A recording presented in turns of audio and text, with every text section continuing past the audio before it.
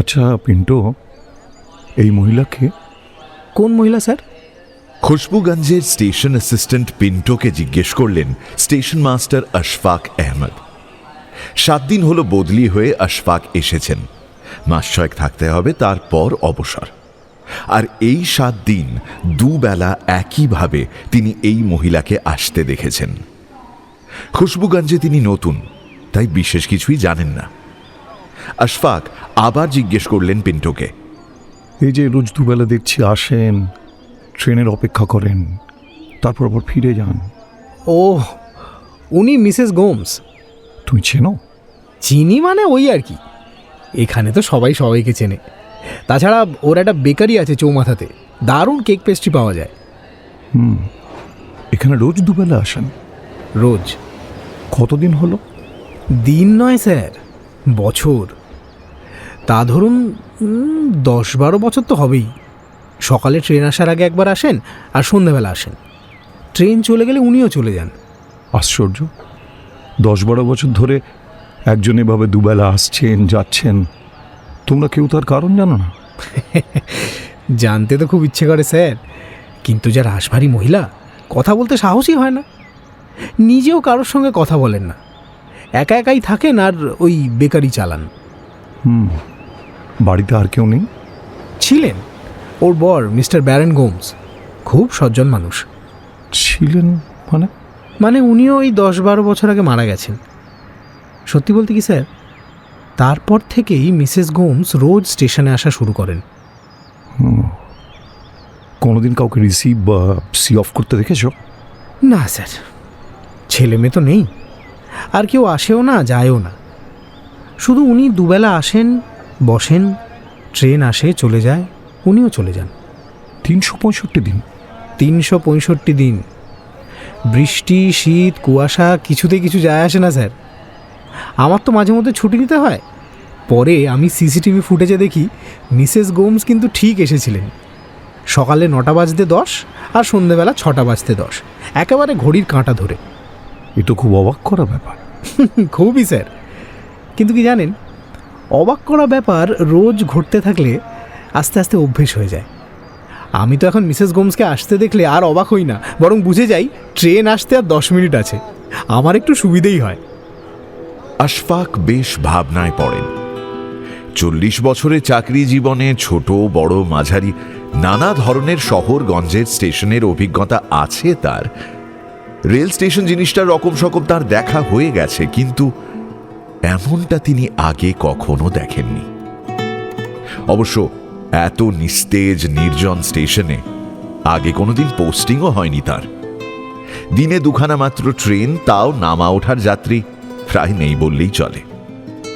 তেমন একটা স্টেশনে দুবেলা একজন এসে বসে থাকেন এত বছর ধরে, অথচ তার কারণটা অজানা, এ জিনিস তার অভিজ্ঞতায় নেই।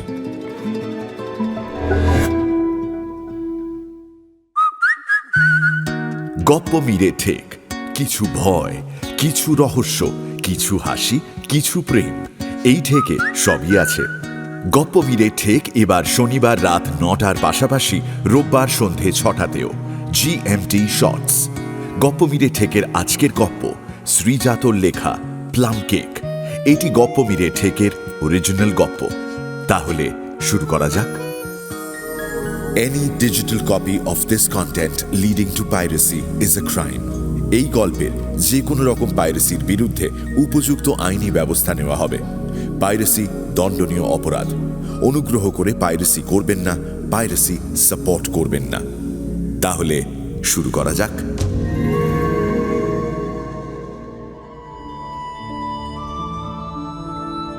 খুশবুগঞ্জ, এখানে লোকজন বড় একটা বেড়াতে আসে না। এই ছোট্ট পাহাড়ি টাউনের আশেপাশে বেশ কিছু নামি দামি হিল স্টেশন থাকায় ট্যুরিস্টদের ভিড় সেসব দিকেই ছড়িয়ে যায়। 3 দিকে পাহাড় ঘেরা এই উপত্যকার ঢালে নকশিকাঁথার মতো বিছিয়ে থাকা ছোট্ট এই খুশবুগঞ্জ তাই নিজের ছোট ছোট রাস্তাঘাট, ঘন পাইন বন, আবছা কুয়াশা আর কয়েক ঘর বাসিন্দা নিয়েই খুশি।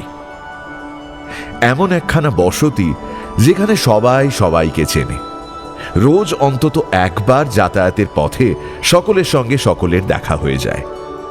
যদিও রোদ ওঠে হাতে গোনা কয়েকদিন, কিন্তু বছরের বেশিরভাগ সময় কুয়াশা আর ঝিরঝিরে বৃষ্টিতে আধো ঝাপসা হয়ে থাকা খুশবুগঞ্জ মন খারাপকে কিন্তু খুব একটা পাত্তা দেয় না।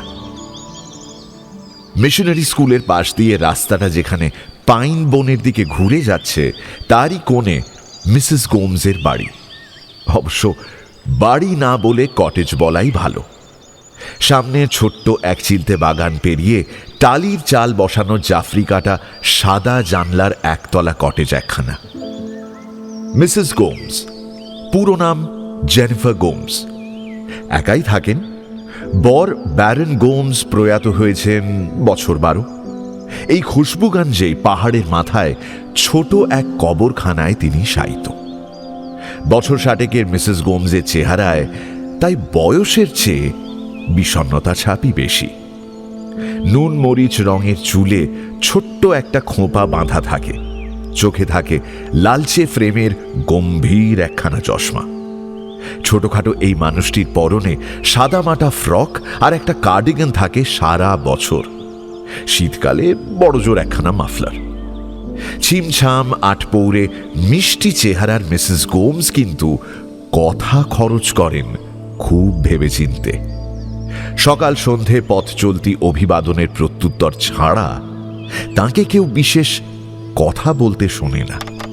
হ্যালো মিসেস গোমস, ভালো আছেন তো? হ্যালো।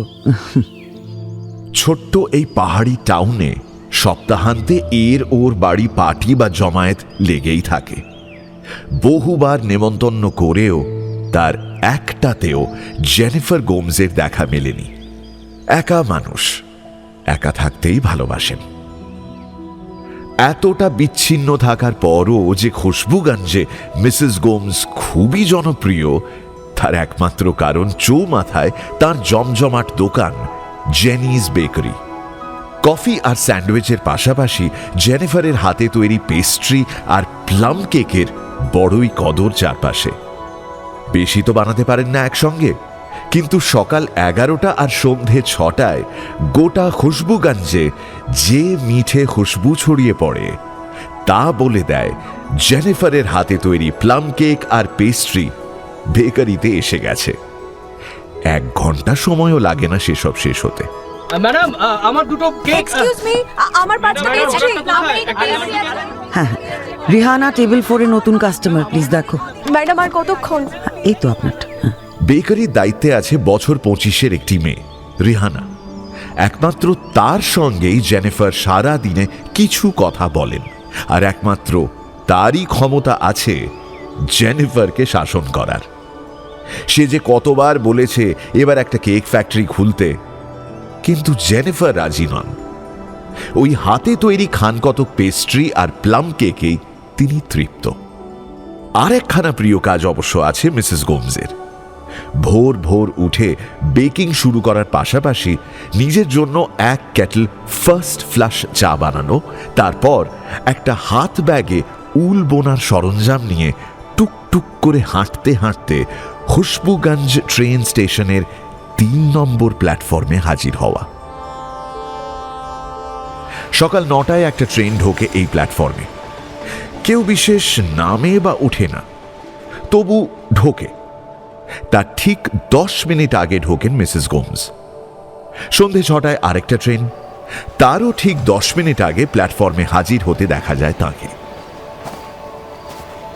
লম্বা টানা প্ল্যাটফর্মটা হেঁটে পার করে এক প্রান্তের ছোট বেঞ্চটায় বসে হাত ব্যাগ থেকে কাঁটা আর উলের গোল্লা বার করে বুনতে থাকেন তিনি। कृपया ध्यान दें, मेमोरी हिल जंक्शन जाने वाली अब 5939 एक्सप्रेस 3 नंबर प्लेटफॉर्म पर आ रही है। ট্রেন আসে, 2 মিনিট দাঁড়ায়, তারপর চলে যায়। दिलाया जाता है कि बिना टिकट सफर करना गैर कानूनी है। आपकी यात्रा सुखद रहे। তারপর মিসেস গোমসও একইভাবে ফিরে যান। দুবেলায় ফেরার পথে নিজের বেকারিতে কিছুটা সময় কাটিয়ে বাড়ির পথে রওনা হন। খুশবুগঞ্জের প্রায় প্রত্যেকেই ওর এই ৩ নম্বর প্ল্যাটফর্মে আসার ব্যাপারটা জানেন, কিন্তু কারণটা খুব বেশি লোক জানেন না। এত নির্জন আর চুপচাপ মানুষ জেনিফার যে কেউ জিজ্ঞেস করার সাহসই পান না। একজন অবশ্য জিজ্ঞেস করার কথা ভেবেছিলেন, স্টেশন মাস্টার আশফাক আহমদ। যদিও পিন্টোর সঙ্গে কথা বলে খুব একটা কিছু তিনি জানতে পারলেন না। পরদিন একটু আগে ভাগে স্টেশনে এলেন আশফাক। স্টেশনের পাশেই কোয়ার্টারে তার থাকার বন্দোবস্ত হয়েছে। খাওয়া দাওয়া ইত্যাদি ওই পিন্টোই দেখাশোনা করে। সকালের জলখাবারটা তাই স্টেশনে এসেই সারেন তিনি। এদিন সকাল 8:30টায় চলে এলেন আশফাক। পিন্টো একটু অবাক হলো ঠিকই, কিন্তু কারণ জিজ্ঞেস করার সাহস পেল না। তবে আশফাকের বারবার ঘড়ি দেখা তাকে বলে দিল কারণটা কি হতে পারে। তার ভাবনা যে ভুল নয় সেটা পিন্টো টের পেল যখন 8:45 নাগাদ 3 নম্বর প্ল্যাটফর্মের এক কোনায় গিয়ে চুপ করে দাঁড়ালেন আশফাক।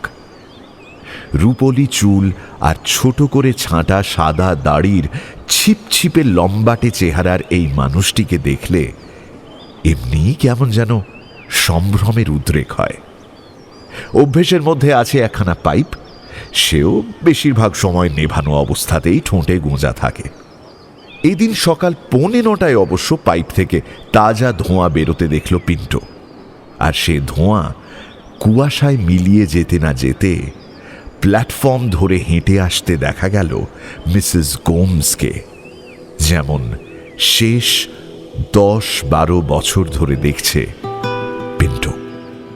মিসেস গোমস অবশ্য কাউকেই দেখতে পেলেন না।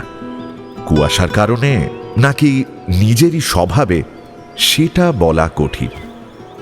জলজ্যান্ত দাঁড়িয়ে থাকা আশফাকের 1 ফুট দূরত্ব দিয়ে আনমনে অথচ দিব্য প্রত্যয়ের সঙ্গে হাঁটতে হাঁটতে গিয়ে বসলেন প্ল্যাটফর্মের কোণের বেঞ্চটাতে। আশফাক তাকিয়ে থাকলেন তার দিকে। 9টা বাজতে 9 তখন। ট্রেন আসতে ঠিক 9 মিনিট বাকি। ভদ্রমহিলা ব্যাগ থেকে 2টো কাঁটায় জড়ানো উলের গোল্লা বার করলেন আর আনমনেই বুনতে শুরু করলেন। আসমানি আর মিহি গোলাপির নকশায় একখানা সোয়েটার, সেটা এই কুয়াশা ছাড়িয়েও বোঝা যাচ্ছে। Your attention please. Down 5938 Express going to Arzu Nagar is arriving at platform. আরো মিনিট 3 পর ট্রেন আসার ঘোষণা বেজে উঠল প্ল্যাটফর্মের লাউড স্পিকারে। We would like to remind you এবার একবার মুখ তুলে তাকালেন মিসেস গোমস। punishable offense. বয়সকালে তার দিকেও যে অনেকেই তাকাতো তা দেখেই বোঝা যায়। এখনো তার মুখটি তাকিয়ে দেখার মতো আছে, টের পেলেন আশফাক। এগিয়ে যাবেন কি, পাশে বসবেন একবার? এসব ভেবেও আশফাক প্রথম দিনটা কোনো ঝুঁকি নিলেন না। ব্যাপারটা কি হয় তার একবার দেখা দরকার। ঠিক 9টায় ট্রেন ঢুকলো, মিনিট 2 দাঁড়ালো। কেউ উঠলো না, কেউ নামলো না। মিসেস গোমসও মুখ তুলে তাকালেন না। ট্রেন ঝমঝম করতে করতে বেরিয়ে গেল। মিসেস গোমস তার উল বোনার সরঞ্জাম ব্যাগে পুরে ফিরতি পথে হাঁটা দিলেন। এবারও আশফাকের পাশ দিয়ে এমনভাবে হেঁটে চলে গেলেন যে নিজের অস্তিত্ব বিষয়ে সন্দেহ হলো আশফাকের।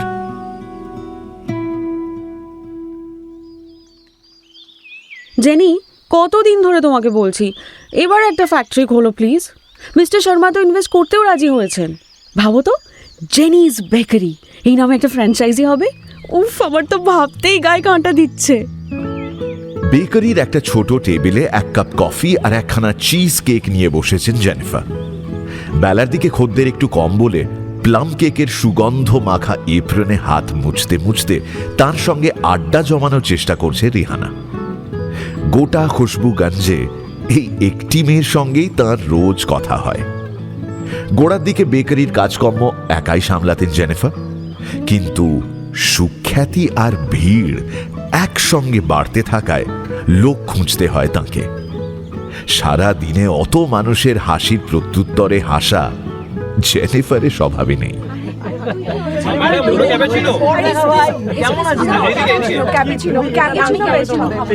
ম্যাডাম আমাকে একটা প্লাম কেক দিয়ে যান না প্লিজ। বেশ কিছু ছেলে মেয়ে দরখাস্ত করেছিল, তার মধ্যে রিহানাকেই পছন্দ হয় তার। খুশবুগঞ্জের পাশেই বিস্তীর্ণ এলাকা জুড়ে অল্টারেজ চা বাগান, প্রায় একখানা শহরই বলা যেতে পারে। সেখানকার অরফেনেজে বড় হওয়ার রিহানার চোখে মুখে এমন এক প্রত্যয় ছিল যে বাকি সকলকে ম্লান করে দিয়েছিল সে। জেনিফার প্রশ্ন করেছিলেন,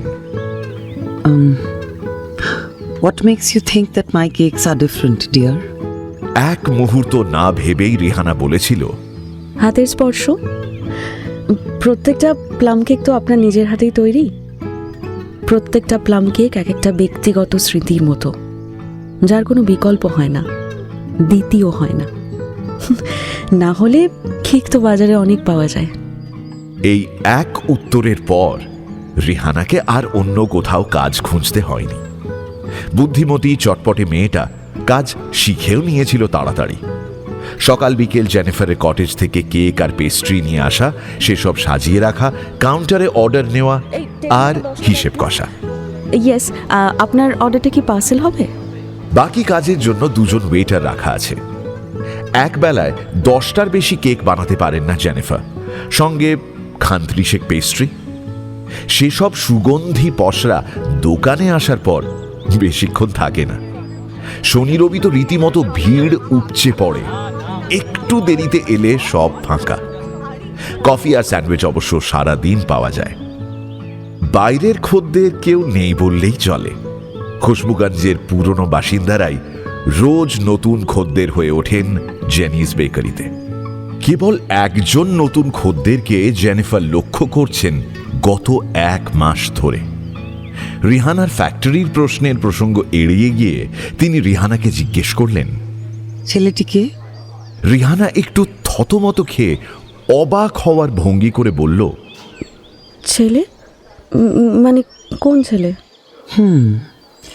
অভিনয়টা তুমি কোনোদিনই পারো না, মিথ্যে বলতে তো আরই না।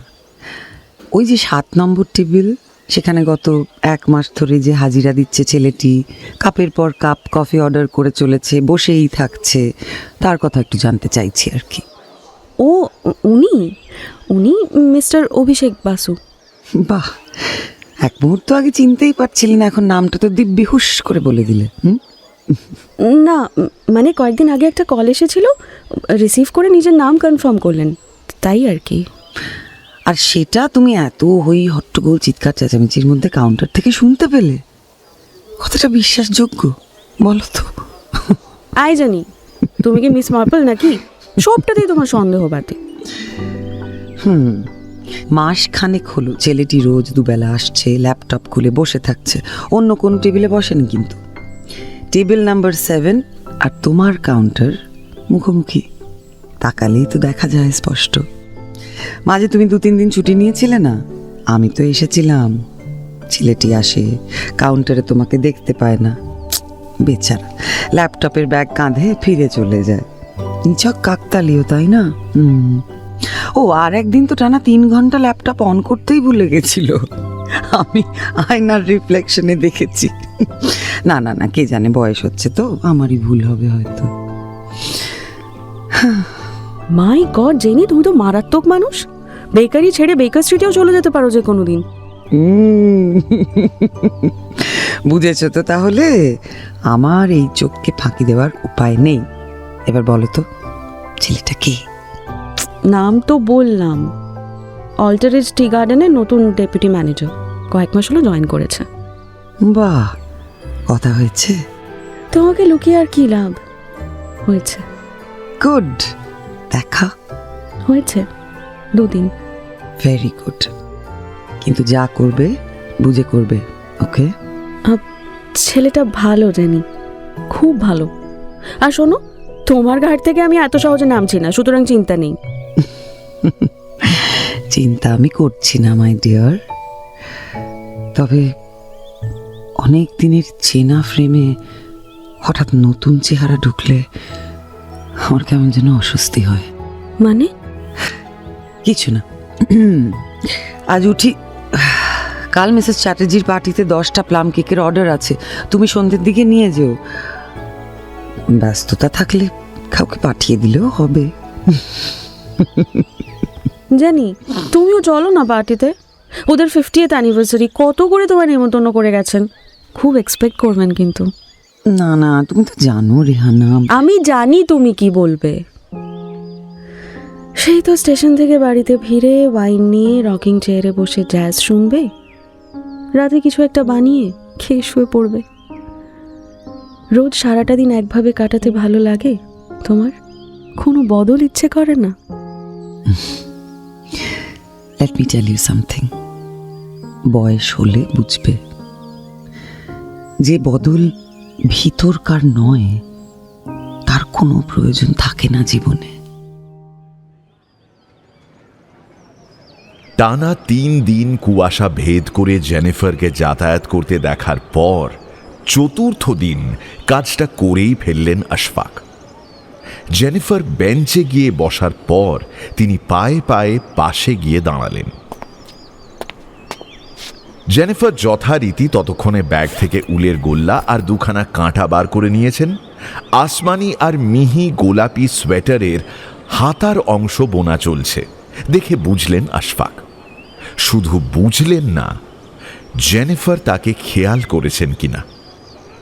সকাল 9টা ট্রেন আসতে মিনিট 7 বাকি। Your attention please. Down 5938 Express. প্ল্যাটফর্মের লাউড স্পিকারে গমগমে পুরুষ কণ্ঠে তার ঘোষণা বেজে উঠতেই জেনিফার মুখ তুলে তাকালেন এবং অনন্যপায় ভাবে দেখে ফেললেন দাঁড়িয়ে থাকা আশফাককে। আশফাক একবার মৃদু গলা খাঁকারি দিলেন। জেনিফার ততক্ষণে আবার উল বোনায় মন দিয়েছেন। এক্সকিউজ মি, এখানে একটু বসতে পারি? খুবই দ্বিধা নিয়ে প্রশ্নটা করলেন আশফাক। জেনিফারকে মাত্র কয়েকদিন দেখছেন তিনি, কিন্তু ব্যক্তিত্বে এমন মানুষ তিনি অনেক দিন দেখেননি সেটাও বুঝেছেন। প্রশ্ন শুনে মুখ তুলে তাকালেন একবার জেনিফার, তারপর বললেন, নিশ্চয়ই। বলে আবার মুখ নামিয়ে নিলেন। আশফাক ওই নিশ্চয়ই এর সুরটুকু শুনেই বুঝলেন এত বছর ধরে দুবেলা ঘটে চলা এই কয়েক মিনিটের পরিসরে এই প্রথম তার পাশে কেউ বসতে চাইল। আশফাক বসলেন বটে, কিন্তু কিছু বলে উঠতে পারলেন না। সত্যি বলতে কি, কথা খুঁজে পেলেন না। সন্ধেবেলা আবার এলেন, অনুমতি নিলেন, কিন্তু আবারও কথা খুঁজে পেলেন না। এই ব্যাপারটা চলল দিন 10। শেষমেশ একদিন আশফাক বলে ফেললেন, একটা প্রশ্ন করব? করুন। ও, নিজের পরিচয়টাই তো দেওয়া হয়নি। আমি আশফাক আহমেদ, খুশবুগঞ্জের নতুন স্টেশন মাস্টার। 6 মাসের বদলি যদিও। আইসি। আমি জেনিফার গোমস। জানি। জানেন? হ্যাঁ, আমার সহকারী পিন্টো ও বলেছিল আপনার বেকারি তো খুশবুগঞ্জে বিখ্যাত। তাই বুঝি? লোকে তো তাই বলে অন্তত। নিজেও একবার পরখ করে দেখবেন তাহলে। বেশ, বলছেন যখন যাও একদিন। আসবেন অবশ্যই। আজ উঠি। আধবোনা সোয়েটার ব্যাগে ঢুকিয়ে কথায় ইতি টানতে চাইলেন জেনিফার। ট্রেন চলে গেছে একটু আগে, এখন সন্ধে 6:10। কোনো দিন অতিরিক্ত 10 মিনিট এখানে থাকা জেনিফারের অভ্যেস নয়। তিনি উঠে দাঁড়ালেন। পাশে আশফাকও। আমার প্রশ্নটা কিন্তু বাকি থেকে গেল। পরে একদিন না হয় করবেন। আমি তো রোজ দুবেলা আসি এখানে, আপনিও তো আছেন কিছুদিন। কেমন? সি। দিন গড়াতে লাগলো দিনের পিঠে। রোজ দুবেলা ওই 10 মিনিটের জন্য জেনিফারের পাশে এসে বসতে লাগলেন আশফাক। কোনো কোনো দিন বেঞ্চ থেকে প্ল্যাটফর্মের শেষ পর্যন্ত হাঁটলেনও পাশাপাশি। আস্তে আস্তে টুকটাক কথা হতে থাকলো। সম্ভবত একসঙ্গে সময় কাটালে নীরবতার চেয়ে কথা কম অস্বস্তিকর, সেই কারণেই আপনাকে একজনের হয়ে কৃতজ্ঞতা জানানোর আছে। একদিন ট্রেন চলে যাবার পর বললেন আশফাক। ইদানিং 5 মিনিট হলেও বেশি থাকছেন জেনিফার। কৃতজ্ঞতা কার? এই বেঞ্চটার হয়ে। আপনি না থাকলে এতদিনে ও খুব একা হয়ে যেত। ওর কাছে তো কেউ আর বসে না। আমিও তো তাই। মানে মানে এই বেঞ্চটা না থাকলে আমিও খুব একা হয়ে যেতাম এই কবছরে। আমারও ওকে কৃতজ্ঞতা জানানো উচিত, কি বলেন? তা একরকম ঠিকই বলেছেন। আপনি কি একাই থাকেন? আপনি কোথায় থাকেন? আমি এই তো পাশের কোয়ার্টারে। না না, মানে কোন শহরে থাকেন? এতদিনেও জানা হয়নি, সরি। এসেছেন তো কোথাও থেকে, তাই না? হ্যাঁ, আবার ফিরেও যাব। দরিয়াপুর। দরিয়াপুর নামটা শোনা শোনা লাগছে খুব। হয়তো শুনে থাকবেন, তবে তেমন কিছু নয়। সমুদ্রের ধারে ছোট্ট একটা শহর। বাহ, আমি কোনোদিন সমুদ্র দেখিনি, জানেন? সে কি? অবাক হলেন? একটু হলাম বই কি। সমুদ্রে তো মানুষ বেড়াতেও যায়। আমার বেড়াতে যাওয়া হয়নি অনেক দিন। বাড়ি আর বেকারি এই নিয়েই কেটে যাচ্ছে। তাহলে দরিয়াপুর আসবেন কখনো পারলে। খুশবুগঞ্জের পর তো আমার আর কোথাও যাবার নেই। ওখানেই বাকি জীবন কাটবে। ছোট ছোট রাস্তাঘাট, বাজার হাট, ছোট সব একতলা দোতলা বাড়ি, বেশ চড়া রোদ, কিন্তু সারাদিন একটা মিঠে হাওয়া দেয়। সন্ধ্যের পর একখানা চাদর হলে ভালো হয়। আপনার যদিও শীতের অভ্যেস আছে, আপনার লাগবে না। সমুদ্রের ধারে একটা বাতি ঘরও আছে। তার টঙে উঠলে অনেক দূর পর্যন্ত দেখা যায়।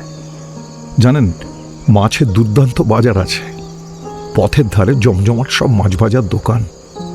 সন্ধ্যের পর মোড়ে মোড়ে বয়স্ক লোকজনের আড্ডা। আর 5টা শহরের চেয়ে অনেক ঢিমে আমাদের এই দরিয়াপুর। আসবেন অবশ্যই একবার।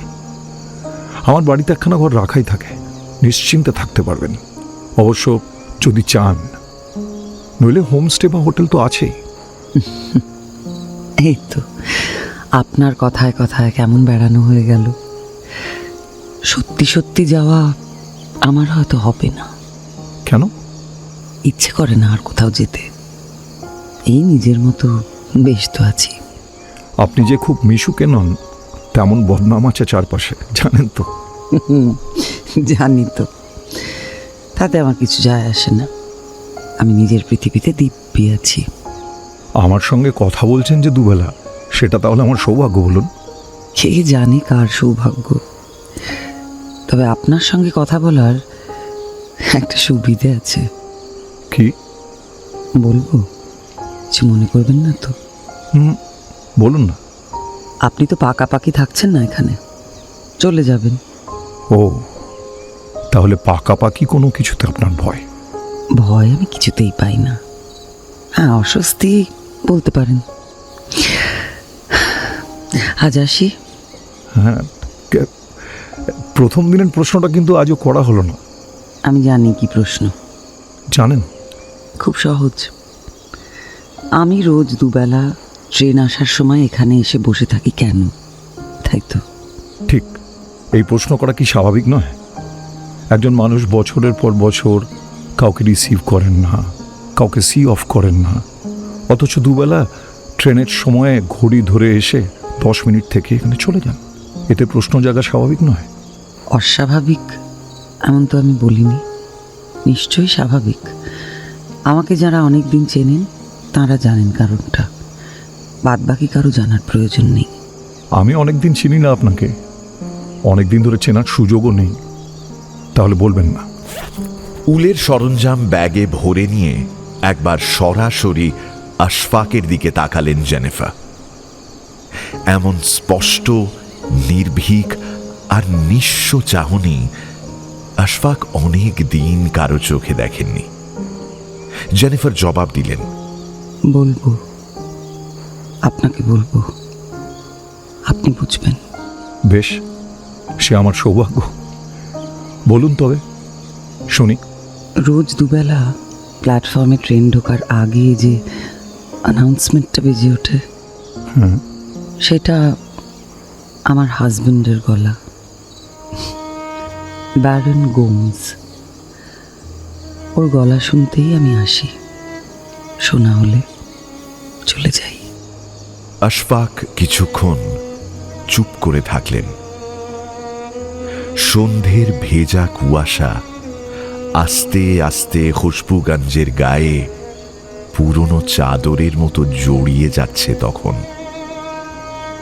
এরপর ঠিক কি বলা উচিত সেটা ভেবে পাচ্ছেন না যখন জেনিফার নিজেই বলে উঠলেন। অসামান্য কণ্ঠস্বর ছিল ব্যারনের, গমগমে, দরাজ, জোয়ারিদার। ইংল্যান্ডে থাকার সময় ও রেডিওতে নিয়মিত ঘোষক ছিল। এখানে ওর বাবার চা বাগান ছিল বেশ কিছু, দেখাশোনা করতে চলে এলো। তারপর আমার সঙ্গে দেখা হলো, আলাপ হলো, আর ফিরে যায়নি নিজের দেশে, এই খুশবুগঞ্জেই থেকে গেল। নানা অনুষ্ঠানে ওর ডাক পড়তো সঞ্চালনার জন্য। চা বাগান ওর একদম ভালো লাগতো না, এইসব নিয়েই মেতে থাকতো বেশি। এখানে থাকতে থাকতে হিন্দিটাও বেশ রপ্ত করে নিয়েছিল। ওর বলার খ্যাতি এত দূর গেল যে রেলওয়ে থেকে ওকে যোগাযোগ করা হলো। এইখানকার স্টেশনের ঘোষণা ওর গলায় রেকর্ড করা হলো। ব্যাস, সেই থেকেই বাজছে এখনো দুবেলা। ব্যারন কি নেই, 12 বছর হলো। সেই গলাতেই ক্যান্সার ধরা পড়ল। শেষ দিকটায় একেবারে কথাই বলতে পারতো না। কতদিন ভেবেছি ওর গলায় টেনিসন বা ইয়েটস রেকর্ড করে রাখবো, হয়েই ওঠেনি। শেষমেশ তো কথাই বন্ধ হয়ে গেল। এখন এই 3 নম্বর প্ল্যাটফর্ম ছাড়া আর কোথাও ওর গলার স্বর শুনতে পাওয়া যায় না। আমি তাই আসি রোজ দুবেলা, ব্যারনের গলা শুনি, ট্রেনটার অপেক্ষা করি, ওই ঘোষণাটুকুকে সম্মান জানাতেই করি, তারপর ফিরে যাই। এখানে এলে মনে হয় ব্যারন আছে, ব্যারন কোথাও যায়নি। এ কথা শোনার পর চুপ করে বসে থাকেন আশফাক, আর নীরবে সোয়েটার বুনে চলেন জেনিফার। দূরে কোথাও একটা পাখি ডাকছে, রোজই ডাকে। আজ তার ডাক আলাদা করে শুনতে পাওয়া গেল, এই যা। জেনিফার আর কিছু বললেন না। উল গুটিয়ে ব্যাগ নিয়ে আস্তে আস্তে উঠে হাঁটা দিলেন প্ল্যাটফর্ম ধরে। আশফাক কিন্তু উঠলেন না, বসে থাকলেন চুপচাপ জেনিফারের ছেড়ে যাওয়া বেঞ্চটায়।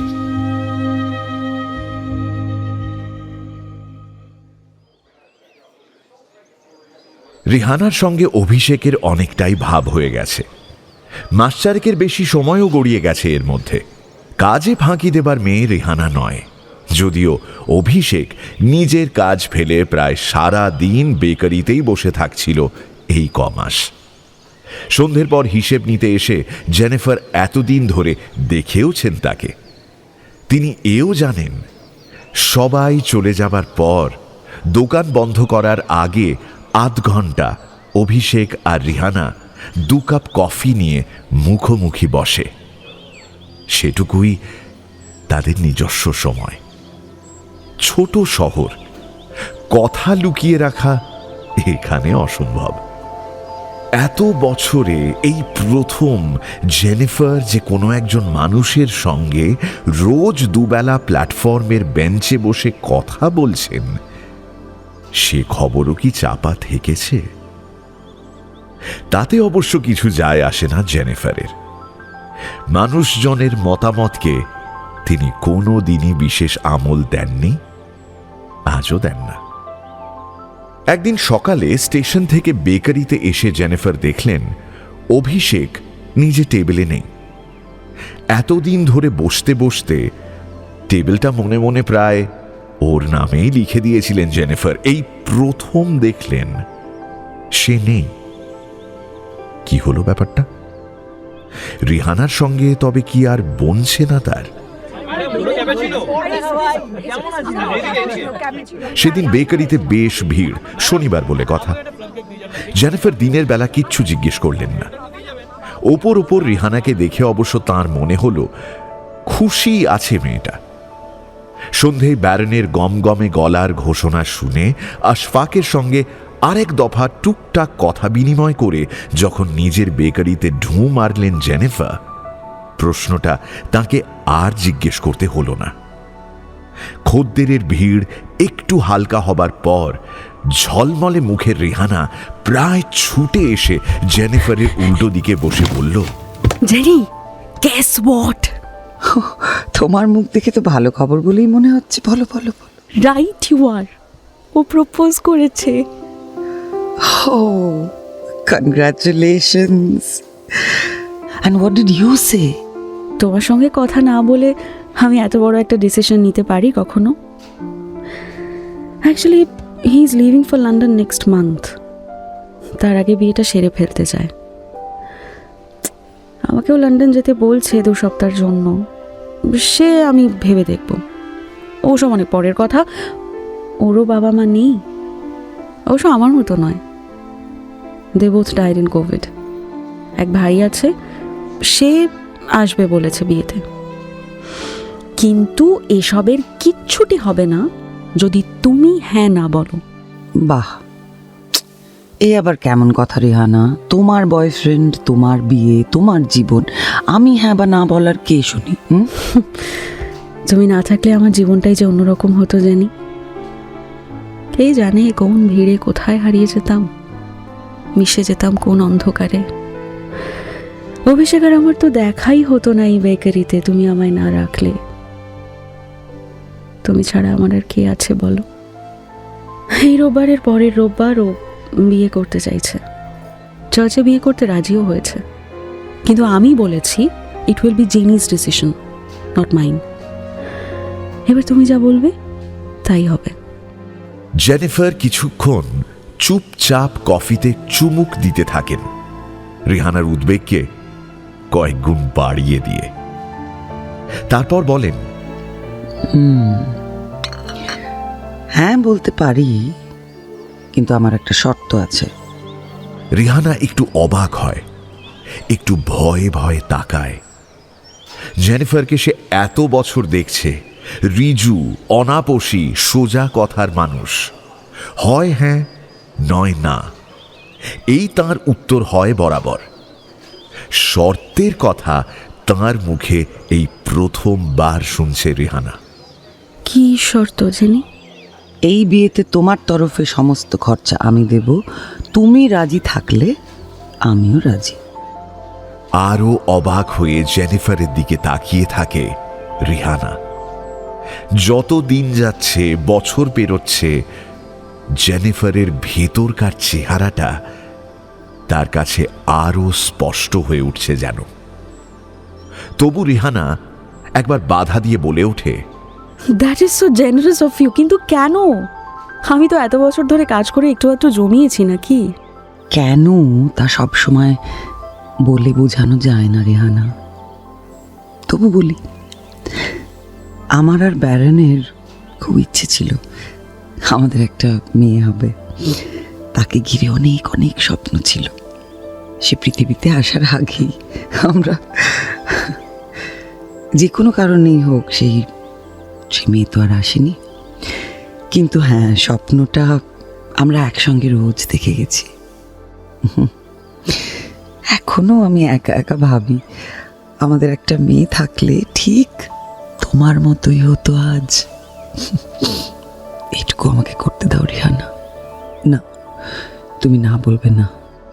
রিহানার চোখ বেয়ে জল গড়িয়ে নামে। সে চেয়ার ছেড়ে উল্টো দিকে গিয়ে চাপটে জড়িয়ে ধরে জেনিফারকে। Thank you Jenny, thank you. তুমি জেনিফার তার পিঠে আলতো হাত বুলিয়ে দিয়ে বলেন, পাগলি, এবার ছাড়ো, আমার কফি ঠান্ডা হয়ে যাচ্ছে। রিহানা চোখ মুছে আবার চেয়ারে বসে বলল, বেশ, ডান ডিল। কিন্তু আমারও একটা শর্ত আছে, ইনফ্যাক্ট একটা নয়, দুটো। আচ্ছা, শুনি। প্রথমটা গোজ উইদাউট সেইং, তোমাকে আসতে হবে বিয়েতে। খুশবুগঞ্জের 8-5টা বিয়ে বাড়ির মতো এড়িয়ে গেলে চলবে না, কিন্তু নিজের মেয়ের বিয়ে হলে যেমন যেতে তেমনই আসতে হবে। আমার দিক থেকে একজন অন্তত থাকুক। কি, আসবে তো? Yes ma'am. আর আরেকটা শর্ত কি? তেমন কিছুই না, তোমার বয়ফ্রেন্ডকেও সঙ্গে করে আনতে হবে। আমি ওর নামে কার্ড লিখে তোমাকে দিয়ে দেবো। 1 মিনিট, বয়ফ্রেন্ড মানেটা কি? মানেটারে আমি জানি না। জেনিফার গোমস 5 মাস ধরে রোজ দুবেলা আর কারোর সঙ্গে 10 মিনিট কথা বলেছে বলে আমি তো অন্তত শুনিনি, দেখিও নি। স্পেকুলেশনের একটা সীমা আছে Rihanna. He is the station master and I go there twice every day. কথা বলাটা ভদ্রতা। এর আগে তো 10 জন স্টেশন মাস্টার এসেছেন, তাদের বেলায় তোমার ভদ্রতা কোথায় ছিল শুনি? আমাকে লুকোতে পারবে না। না, লুকোচ্ছি না কিছু। হ্যাঁ, হি ইজ এ জেন্টলম্যান আর একটু লাজুক ধরনের। তুমি কার্ড দিলে আমি ডেফিনেটলি আসতে বলবো, কিন্তু আসা না আসাটা তার ব্যাপার। Thank you and cheers for both of us. Cheers. Rihanna নিজের কফির কাপটা জেনিফারের কফির কাপের সঙ্গে ঠেকায় একবার।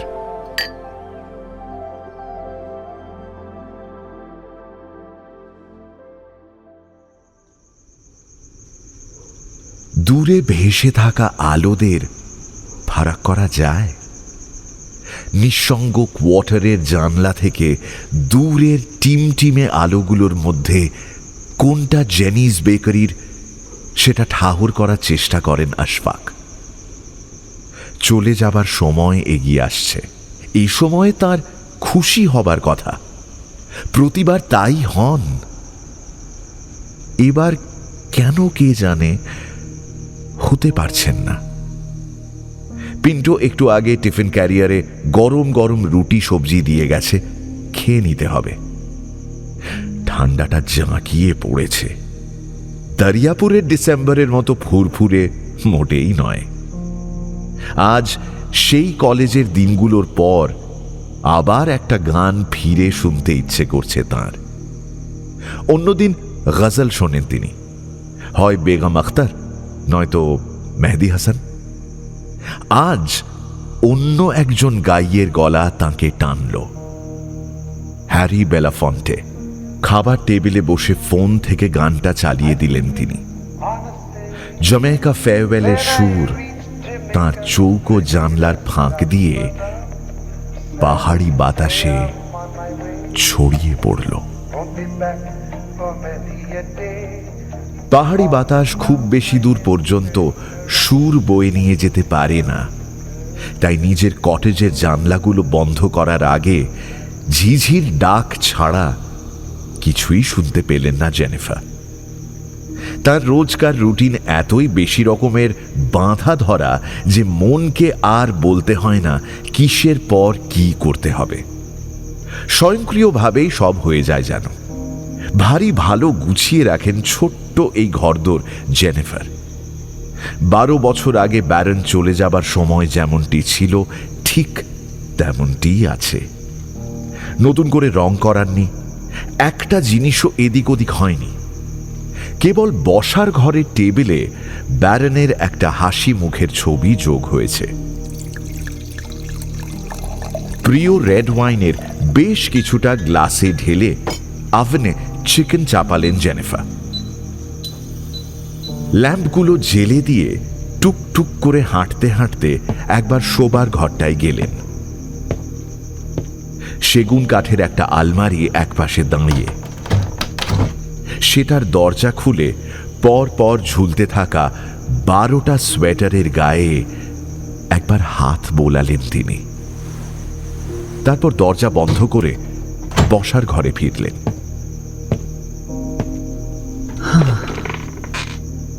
এই সময়টায় সাধারণত জ্যাজ শোনেন তিনি, ওল্ড ক্লাসিক্স। ক্লাসিক্সের মতোই তাঁর গান বাজনা শোনার পদ্ধতিটিও বেশ ওল্ড। Cassette player. ব্যারন আর তাঁর ছিল একজোড়া ক্যাসেট প্লেয়ার আর একখানা ওয়াকম্যান। এখন তিনটেরই মালিকানা জেনিফারের। একটা শেলফে প্রায় 100 ক্যাসেট ভারী যত্ন করে রাখা, পাছে তারা একা হয়ে পড়ে এই ভয়ে এমনকি স্মার্টফোনও কেনেননি জেনিফার। খুব সাধারণ একটা মোবাইল দিয়েই কাজ চালান, যেখান থেকে কোনোভাবেই গান বাজানো যায় না। তাই এইসব ক্যাসেটরাই তাঁর সন্ধ্যের সঙ্গী। আজ তার কি হয়েছে কে জানে, জ্যাজ শুনতে ইচ্ছে করছে না, বরং স্কুলের শেষ দিকে দেখা একটা ছবির একখানা গান বারবার মনে পড়ছে। হ্যাঁ, তারও ক্যাসেট থাকবার কথা এই শেলফেই। এক চুমুকে বাকি ওয়াইনটুকু শেষ করে আলতো হাতে অনেকগুলি ক্যাসেটের ভিড় ঠেলে ঠিক খুঁজে বার করলেন। আরেক পাত্র ওয়াইন নিয়ে নিজের প্রিয় রকিং চেয়ারটায় বসে চালিয়ে দিলেন সেই গান।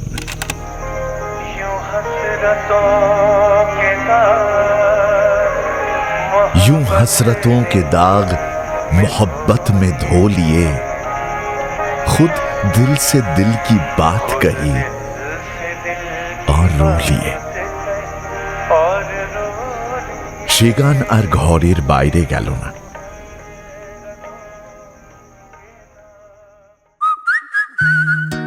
শুনছেন গপ্প মিরে ঠেকের আজকের গপ্প, শ্রীজাতর লেখা প্লাম কেক। এখনো যদি ঠেকে সাবস্ক্রাইব না করে থাকেন তাহলে কিন্তু ঠকবেন। Subscribe to my official channel আর বেল আইকনটি প্রেস করতে ভুলবেন না। তাহলে বাকিটা শোনা যাক।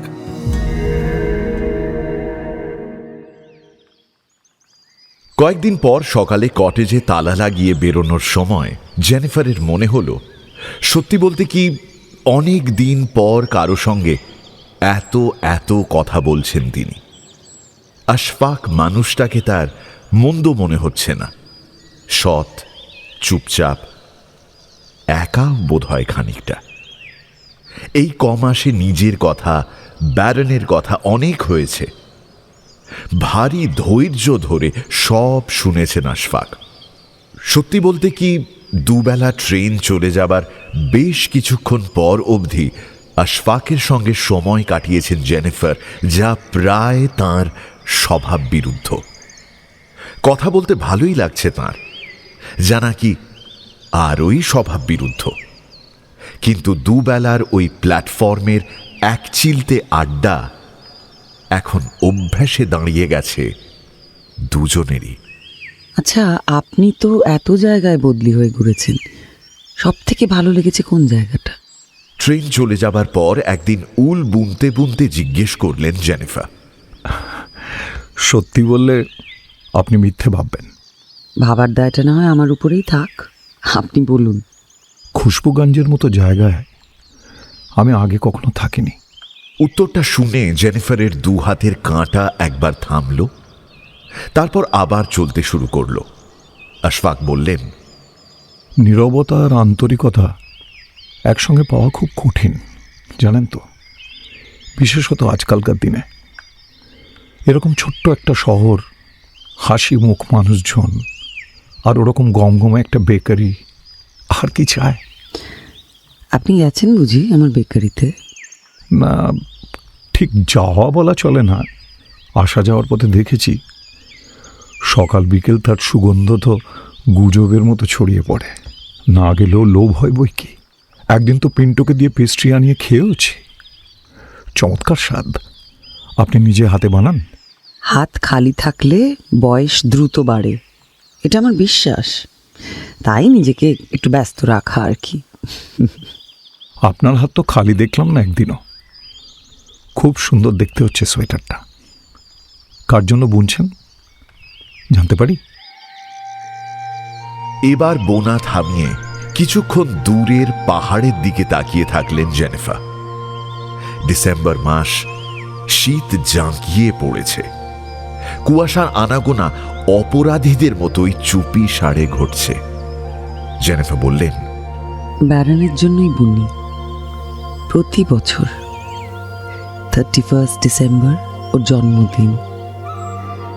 আমার হাতে বোনা সোয়েটার ছাড়া কিচ্ছু পরতে চাইতো না। মানুষটা চলে গেছে, কিন্তু আমার বোনার অভ্যেসটা এখনো যায়নি। সারা বছর ধরে একটু একটু করে বুনি। এই নিয়ে 12টা সোয়েটার হলো, যার একটাও ব্যারন পড়েনি। এটা 13 নম্বর। রংটা ভালো না? আশফাকের মুখে এবারও কথা জোগালো না।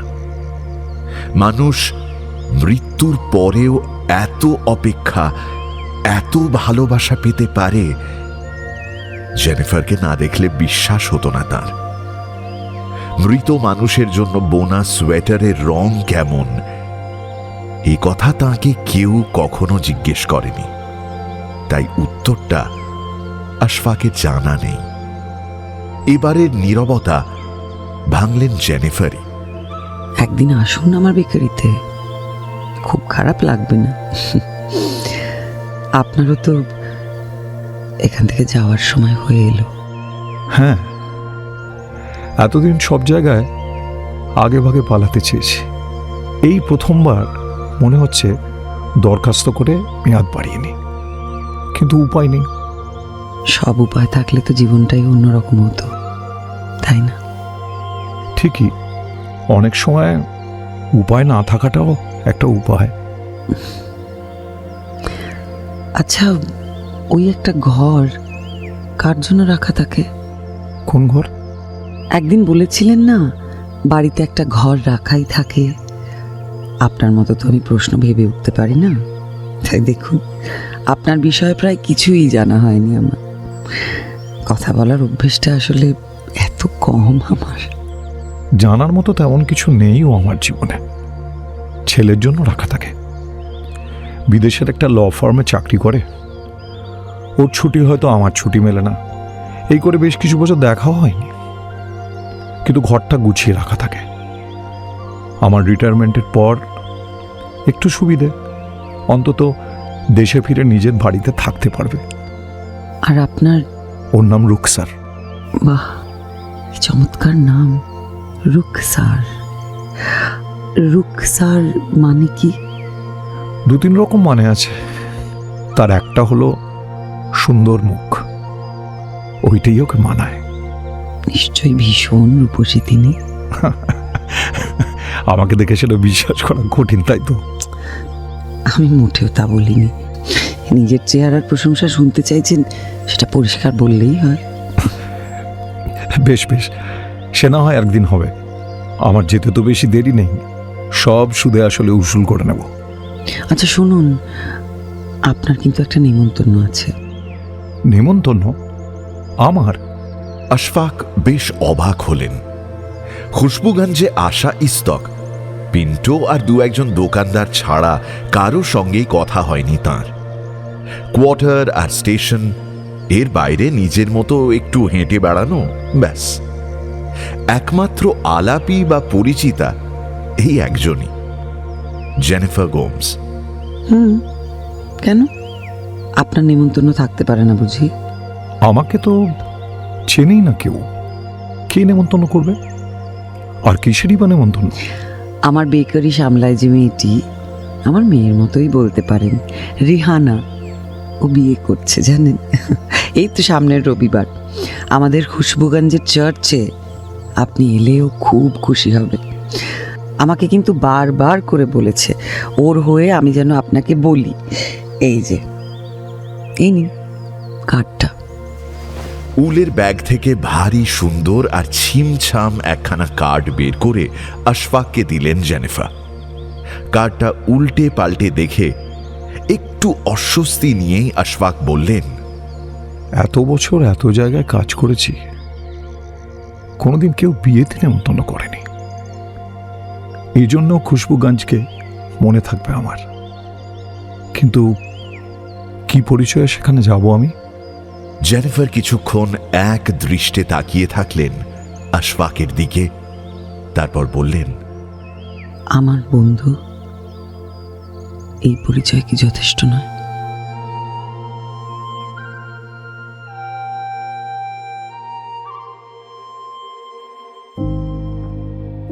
দেখতে দেখতে রিহানা আর অভিষেকের বিয়ের দিন চলে এলো। কদিন পর চলে যেতে হবে আশফাককেও। বিয়ের আগে 2 দিন জেনিফার স্টেশনে আসেননি। পিন্টোর বক্তব্য অনুযায়ী তার দীর্ঘ চাকরিতে এই প্রথম এমনটা হতে দেখছে। বিয়ের দিন সকালে জেনিফার নিজের বেকারিতে একটা ছোট রিসেপশন রেখেছিলেন, যদিও সেখানে আর আশফাককে আসতে বলেননি। তাছাড়া সন্ধ্যের অনুষ্ঠানের সমস্ত ডেজার্ট নিজের হাতে বানাবেন বলে ঠিক করেছিলেন। তাই বেকারিও 2 দিন বন্ধ, স্টেশনে আসাও 2 দিন মুলতুবি। রিহানার বিয়েতে নিজের সবটুকু সময় দিতে চান জেনিফার। আশফাকেরও 2টো দিন খুব খালি খালি লাগছিল। পিন্টো আছে, প্ল্যাটফর্ম আছে, ট্রেন 2 বেলা আসছে যাচ্ছে, এমনকি ব্যারনের গলার ঘোষণাও আছে। কিন্তু এই সব কিছু যার জন্য অপেক্ষা করে সেই মানুষটা নেই। হঠাৎ এই 2 দিনে মনে হলো আশফাকের, জেনিফার রোজ 2 বেলা না এলে এই খুশবুগঞ্জ ট্রেন স্টেশনটার কোনো মানেই হয় না। আজ 6টা ট্রেনটা বেরিয়ে গেলে বাড়ি যাবেন। ভাগ্যিস একটা শেরওয়ানি আর কে তার ফেস টুপি এনেছিলেন সুটকেসে করে, নইলে আজকের দিনটাও এই শার্ট আর কোট পরেই বিয়ে বাড়ি যেতে হতো। ফাইলপত্র গোছানোর মুখে সন্ধ্যের ঘোষণাটা বেজে উঠল প্ল্যাটফর্মে। ব্যারনের গলা। আশফাক চুপ করে দাঁড়িয়ে শুনলেন, কি যেন ভাবলেন কিছুক্ষণ, তারপর কোয়ার্টারের দিকে রওনা হলেন।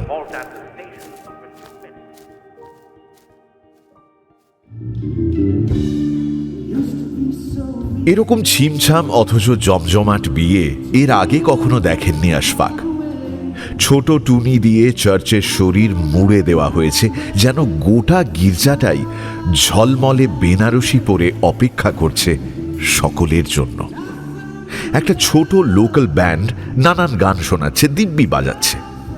এদিক ওদিক ছোট ছোট টেবিলে ছড়িয়ে ছিটিয়ে খুশবুগঞ্জেরই সব বাসিন্দা। ওয়াইনের টুকটুকে ঠুনকো গ্লাস হাতে এ ওর সঙ্গে আড্ডায় মশগুল। হ্যালো পিটার, অনেকদিন পর দেখা হলো। খবর ভালো তো? রিহানা বড় মিষ্টি। I am very happy for her.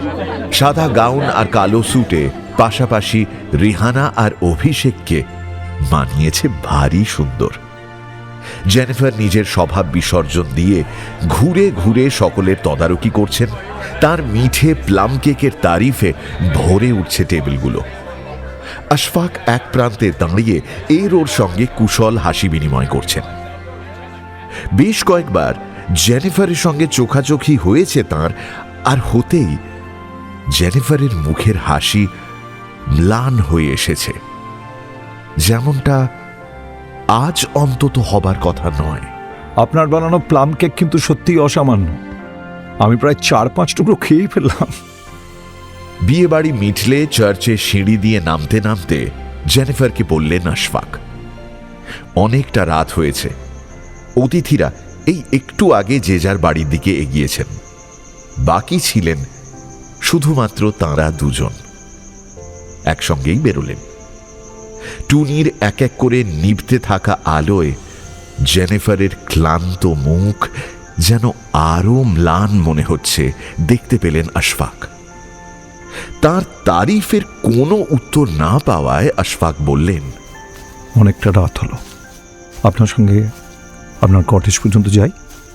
আমি কিন্তু একাই যেতে পারি। জানি হয়তো আমি পারবো না। আশফাকের এই উত্তর শুনে হাঁটা থামিয়ে তাঁর দিকে তাকালেন জেনিফার।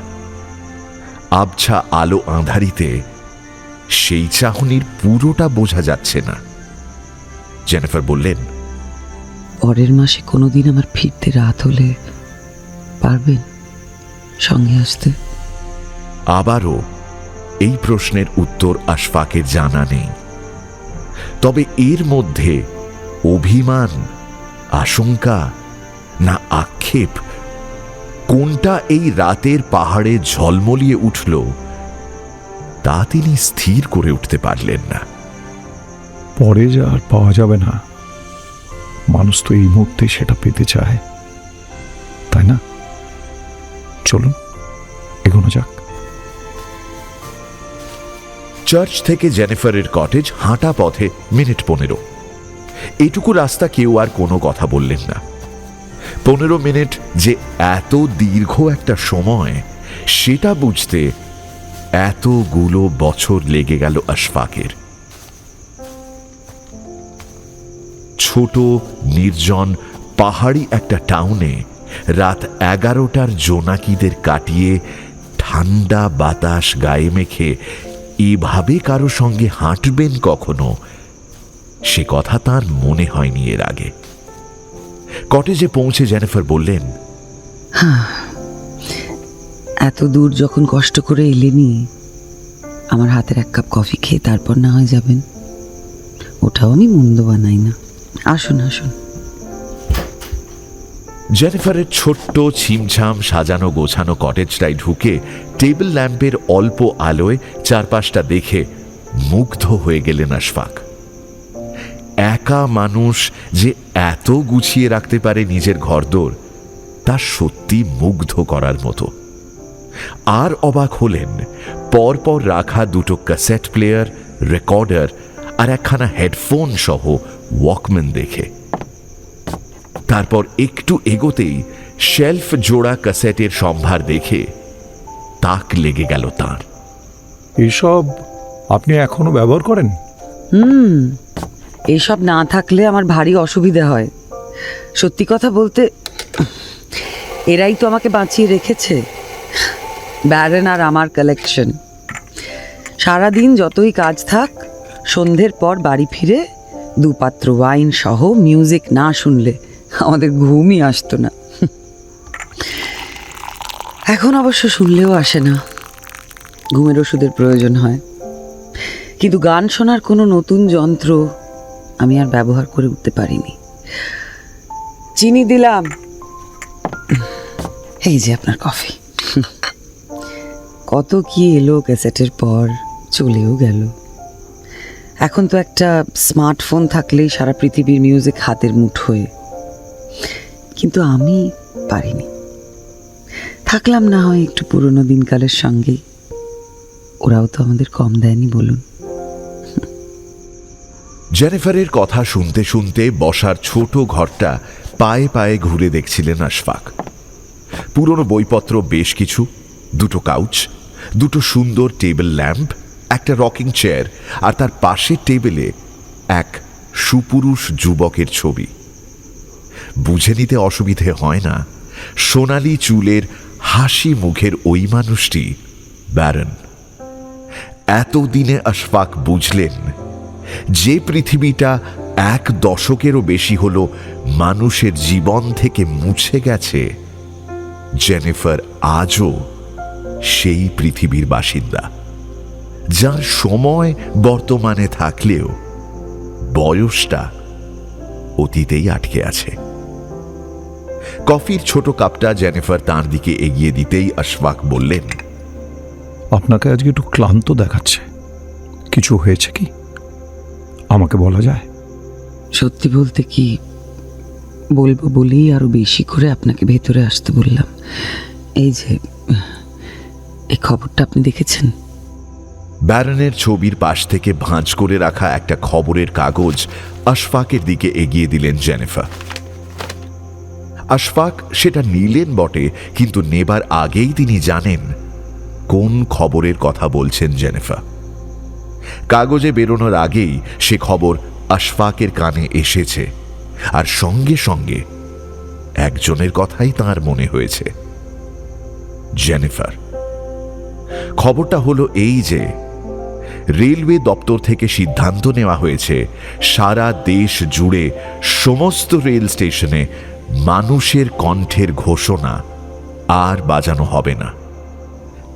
এতদিন ধরে এত এত স্টেশনে এত কণ্ঠের এত রকম ঘোষণা বেজে এসেছে, সেই বৈচিত্র্য বাতিল করে আনা হবে সমতা।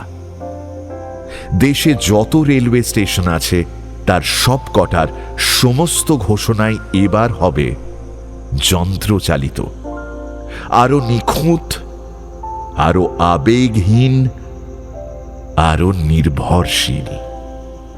সে কণ্ঠ শোনাবে মানুষেরই মতো অবিকল, কিন্তু বেরোবে যন্ত্র থেকে। প্রতিদিন নতুন নতুন ট্রেন যোগ হচ্ছে তালিকায়, সময়সূচি বদলাচ্ছে, এত বেশি জটিল হয়ে উঠছে পুরো ব্যাপারটা। প্রতিটির জন্য আলাদাভাবে স্টুডিও বুক করে কণ্ঠশিল্পী নিয়ে গিয়ে রেকর্ড করানোচ্ছে বুলি আওড়ানো যন্ত্রের শরণাপন্ন হওয়া ঢের বিচক্ষণতার কাজ।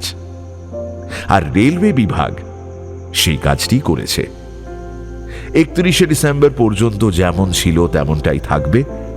নতুন বছরের প্রথম দিন থেকে সব রেল স্টেশনে এই যন্ত্রচালিত ঘোষণা শুরু হবে।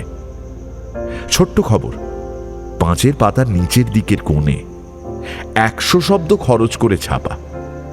কেউ হয়তো তেমন পড়েও দেখেনি, কিন্তু জেনিফারের জীবনে এই একটি ছোট্ট খবর কি প্রবল অভিঘাত আনতে পারে সেটা 3 দিন আগেই মনে হয়েছে আশফাকের, যখন স্টেশন মাস্টার হিসেবে সার্কুলারটা তিনি পান। শেষ 2 দিন রিহানার বিয়ে নিয়ে ব্যস্ত থাকায় জেনিফার আসেননি স্টেশনে। তাতে মন খারাপ হলেও একরকম স্বস্তিই পেয়েছেন আশফাক। জেনিফারকে এরকম একটা দুঃসংবাদ কিভাবে তিনি দেবেন তার কোনো পথ খুঁজে পাচ্ছিলেন না। আজ এই শীতের রাতে এই ছোট্ট কটেজের বসার ঘরে দাঁড়িয়ে সেই খবরটাই শুনছেন তিনি জেনিফারের মুখে।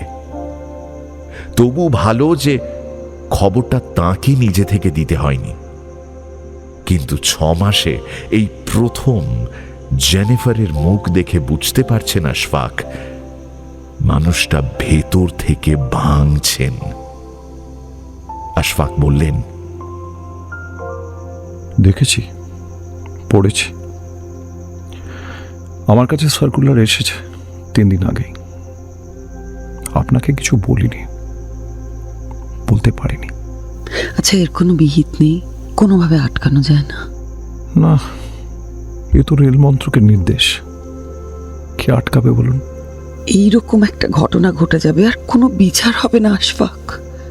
জেনিফারের চোখ মুখ লাল হয়ে উঠেছে। কটেজের অল্প আলোতেও স্পষ্ট দেখা যাচ্ছে সেটা। এ তো একটা সিদ্ধান্ত জেনিফার, বিচার তো অপরাধের হয়। সারা পৃথিবীতে ঘটে চলা সব কটা যুদ্ধই তো কোনো না কোনো রাষ্ট্রনায়কের সিদ্ধান্ত। আপনি তাহলে বলছেন যুদ্ধ কোনো অপরাধ নয়?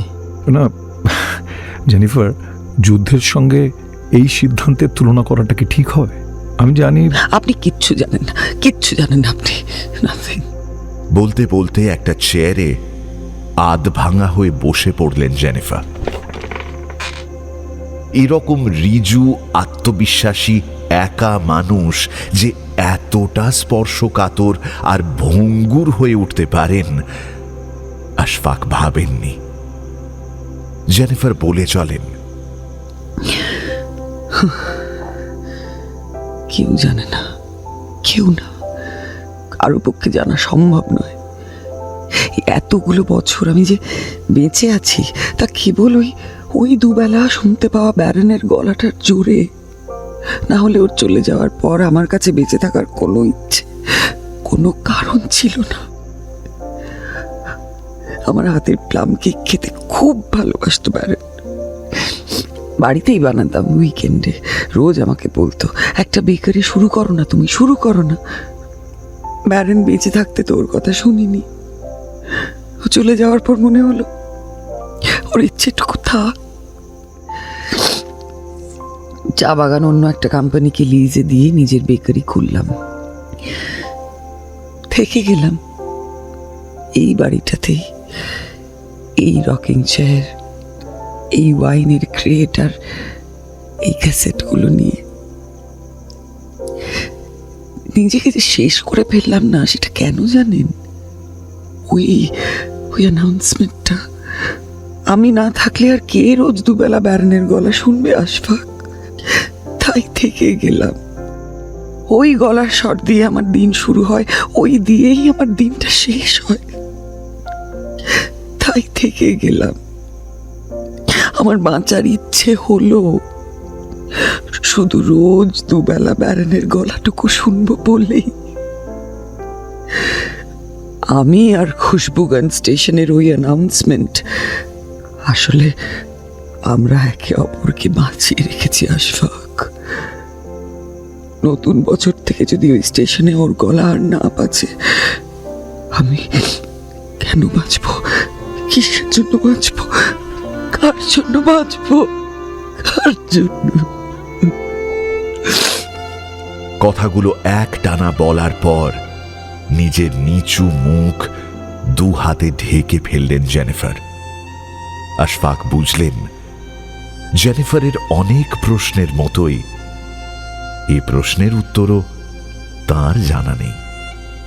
তবে এটুকু তিনি জানেন, সব প্রশ্নের উত্তর কথায় হয় না। পাশে গিয়ে দাঁড়িয়ে জেনিফারের কাঁধে প্রথমবার আলতো করে হাত রাখলেন তিনি। বহু বছর পর কারো কাঁধে হাত রাখলেন, আর বহু বছর পর নিজের কাঁধে কারো স্পর্শ গ্রহণ করলেন জেনিফার। মুখ তুললেন যখন, তখন চশমার ওপারে চোখ দুটো ভেজা। নিজের দুহাতে আশফাকের হাত দুটো জড়িয়ে ধরে জেনিফার বললেন, কিছু কি করা যায় না আশফাক? কিচ্ছু না? চেয়ার থেকে উঠে ড্রয়ার খুলে একটা দরখাস্তের জেরক্স বের করে আশফাককে দিলেন জেনিফার। আমি চিঠি লিখেছি, এই দেখো, দেখো না, আমি চিঠি লিখেছি আশফাক। রেল মন্ত্রককে লেখা তার আবেদন। আশফাক নিশ্চিত জানেন এতে কোনো কাজ হবে না।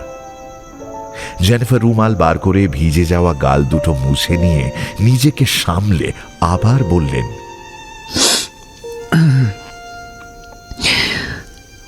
আপনি সত্যি কিচ্ছু করতে পারবেন না? আপনি তো আমার বন্ধু, আপনি তো এখানকার স্টেশন মাস্টার। বলুন, আপনি বললে ওরা নিশ্চয় শুনবে। বলুন না। আমার কথার যদি সত্যিই এতটা গুরুত্ব থাকতো জেনিফার, তাহলে এই মুহূর্তে আমার চেয়ে বেশি খুশি আর কেউ হতো না, আপনিও নন। কিন্তু আমি এদেশের কয়েক হাজার স্টেশন মাস্টারের একজন মাত্র। আমার কথা তেমন কোনো দাম নেই। তবু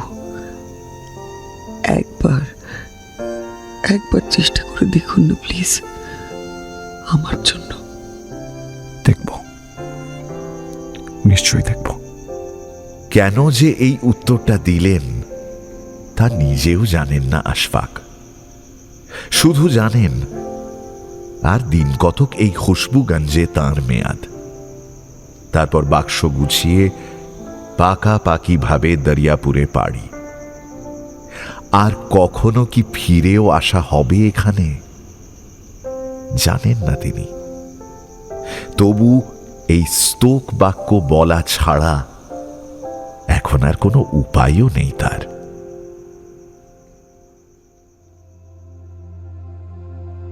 সে রাতে আর কোনো কথা হলো না দুজনের মধ্যে। এরপর বেশ কিছুদিনই হলো না, কেননা এত বছরের রোজনামচা ভেঙে স্টেশনে আসা বন্ধ করলেন জেনিফার। রিহানা 2 হপ্তার ছুটি নিয়ে অভিষেকের সঙ্গে লন্ডন গেছে, ফিরবে নতুন বছরের গোড়ায়। আর জেনিফারও বেকারি বন্ধ রাখলেন। এই প্রথম ক্রিসমাস আর নতুন বছরের সময় জেনিস বেকারি বন্ধ। গোটা খুশবুগঞ্জে খবরটা তার প্লাম কেকের সুগন্ধের মতোই ছড়িয়ে পড়ল। ক্রিসমাসে জেনির কেক আর পেস্ট্রি এই ছোট টাউনের বিরাট ভরসা। এবার তা থাকবে না বুঝে অনেকের বাড়ির জমায়েতই নিষ্প্রভ যেন। কেউ কেউ জেনিফারের কটেজে গিয়ে খোঁজ করে এলেন তিনি সুস্থ আছেন কিনা। আপাত দৃষ্টিতে তাকে ঠিকঠাক চেহারায় দেখে গুঞ্জন আরো ঘন হয়ে উঠল। কি ব্যাপার বলো তো, মিসেস গোমস কি তাহলে বেকারিটা বন্ধ করে দেবে? ইস না না, আমার মনে হয় অন্য কোনো ব্যাপার আছে। আরে শরীর টরীর তো ঠিকই আছে। কি করে জানলে? আরে তবে কি বেকারি পুরোপুরি বন্ধই করে দিচ্ছেন জেনিফার? সবটা দেখে শুনেও কেবলমাত্র একজন গেলেন না খোঁজ নিতে, ফোনও করলেন না একটা। তার নাম আশফাক। কেবল এই কটা দিন সকাল আর সন্ধ্যের ট্রেন আসার আগে জেনিফারের বদলে তিনি গিয়ে বসে থাকলেন একলা ওই বেঞ্চটায়। ব্যারনের গলার গমগমে ঘোষণা শুনে আবার কাজে ফিরে গেলেন। খুব ইচ্ছে হচ্ছিল একবার জেনিফারের কটেজে যান, দেখা করেন, কথা বলেন, তাকে বোঝান, কিন্তু কোনো একটা কারণে নিজেকে আটকালেন তিনি। কি যে সেই কারণ তা অবশ্য আশফাক নিজেও স্পষ্ট জানেন না। তাঁর কেবল মনে হল এটুকু নির্জনতা এখন জেনিফারের প্রাপ্য।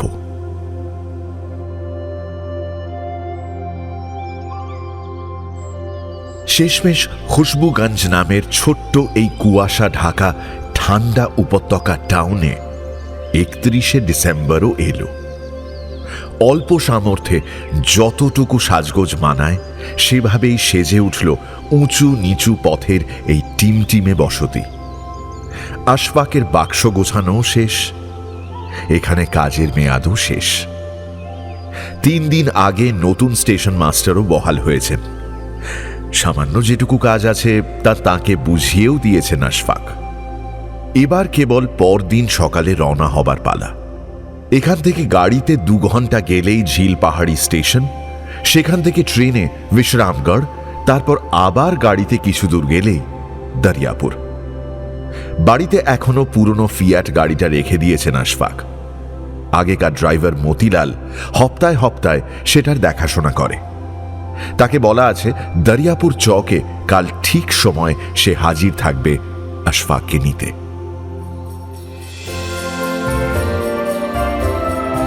বছরের শেষ দিন সন্ধেবেলা যখন গান বাজনার মৃদু আওয়াজ আর পেয়ালার টুং টাঙে জমে উঠল খুশবুগঞ্জ, জেনিফারের কটেজের দরজায় টোকা দিলেন আশফাক।